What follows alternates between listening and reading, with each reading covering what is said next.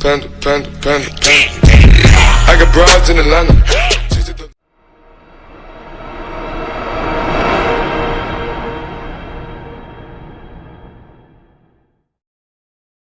Hola, mi nombre es Johnny Melobaño, soy el doctor especializado en demandas de alimentación. Hoy venimos con un nuevo caso en el que nos toca ocultar las identidades de las personas ya que pueden ser afectadas.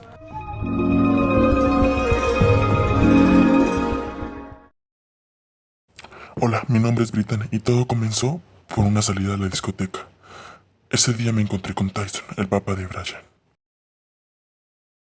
Bueno, cuéntanos desde el momento en que te conociste con Tyson. Cuéntanos bien los sucesos. Aquella noche en la discoteca es un recuerdo muy bueno porque ese día Tyson me dijo, estás muy buena, vámonos de enrace, y esas fueron sus primeras palabras. Después me dijo, vámonos para el rancho que allá le tengo maíz pira. Y como yo era richuki, pues yo le dije, vamos, sin palabras.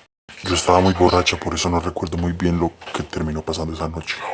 Solo recuerdo cuando me levanté y él estaba ahí acostado, el Tyson. Tan hermoso, tan divino. Ahí dije, él debe ser el padre de mi bendición. Bueno, cuéntanos por qué lo demandas y qué pides para que se arregle la custodia del Brayita. Yo solo quiero que venga, que Brian conozca al papá, que Brayita sepa quién es el cucho, que Tyson responda por él, que así me toque responder por él, yo lo mantengo, no me importa.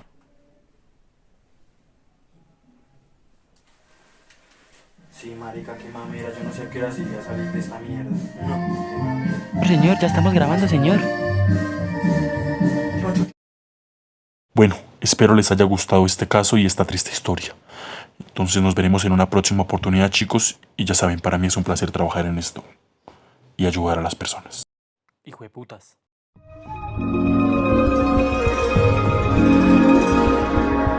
Mais comment ça, le monde est hyper, tu croyais quoi?